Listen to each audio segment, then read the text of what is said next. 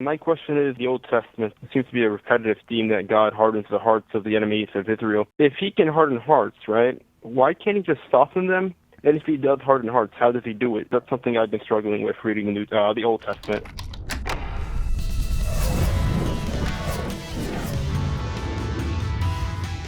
You have to understand the way that Old Testament's authors write. They have a worldview where there are all kinds of competing people who believe in competing gods. And so one of the things they do is they really stress the idea that the true God is in control, that he is almighty, that he is not like the gods of the nations. So the biblical authors they really want to stress that God is in control and that nothing would happen if God didn't at least allow it. But to make that point, they frequently use a form of speech called hyperbole. Hyperbole is exaggeration to make a point. It's like if someone's done something nice for me, and I'm grateful, and I say, "Oh, thanks a million." Well, that's hyperbole. I'm not envisioning literally thanking the person a million times, but I'm making the point with this exaggeration. And similarly, when Jesus says, in order to avoid sin, cut off your hand or pluck out your eye, that's exaggeration to make a point. It's hyperbole. He means do whatever you need to do to deal with sin, but he doesn't envision literally plucking out your eye or literally cutting off your hand, because really the root of sin is in your heart, and simply cutting off your hand would not deal with the root of sin. You'd still have temptation, you'd still be able to sin. His point is do what you need to do to deal with it.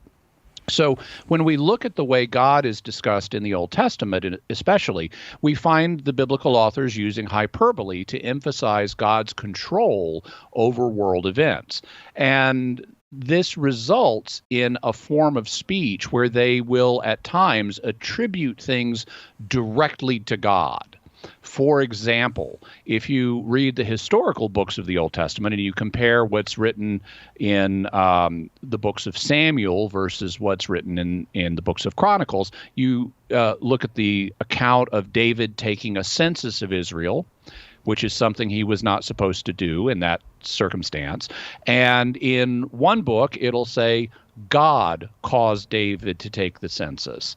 But in another book, it'll say the devil caused David to take the census. And since we know the census is sinful, that David shouldn't have done it, it's the lack that the devil stirred up David to take the census. And when it says God did it, what it means, it's exaggeration to make a point that God is ultimately in control. It means God allowed the devil to stir up David. But we know that it doesn't mean God himself really caused David to sin, because that would make God the author of sin, and that's inconsistent with God's holiness. So God, as the book of James says, does not himself tempt anybody to sin. He may allow temptations to come, but he himself doesn't cause anybody to sin. He doesn't tempt anybody to sin. He merely at most allows that to happen. And so that understanding informs the way we need to look at passages where it talks about God hardening people's hearts, like Pharaoh's heart. It's famous in Exodus. God tells Moses, I'm going to harden Pharaoh's heart, so he's going to resist the Exodus, but then in the end, he will let Israel go. One of the things that's been pointed out about that incident is that actually the text says that Pharaoh hardened his heart first, and only later did God harden it. And so that may be, and various interpreters have understood it to be, a sign of God simply allowing Pharaoh to go on the sinful course he wanted to go on. Pharaoh hardened his heart, and then God let him do that, and it becomes spoken of as if God had hardened his heart.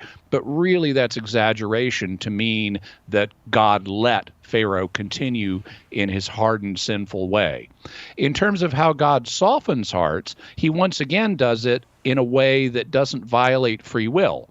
He doesn't override our free will and force us to do good things. But what he does do is give us graces that make it easier to choose to do the right thing. And that's what it means when the Bible talks about God softening our hearts. He's giving us grace to make it easier to do the right thing. And then the reverse of that, hardening people's hearts, is simply not giving them that grace. So it's harder for them to do the right thing, or not as easy as if he had given them special grace. Why would he not give his grace in some circumstances, and thus so-called harden people's hearts?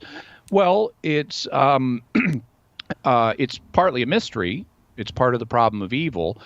But as in the case of Pharaoh, if someone just repeatedly abuses their free will by choosing evil, God may say, okay, well, I've been trying to help this person and they're clearly not responding, so I'm not going to go out of my way to give them extra help. If they're going to turn around, it's going to be a little more difficult for them to turn around, but they can do it because I've given them free will and I'm letting them do it. But if they persist in evil, they may not get all the extra help that they would otherwise get if they consistently use their free will towards good.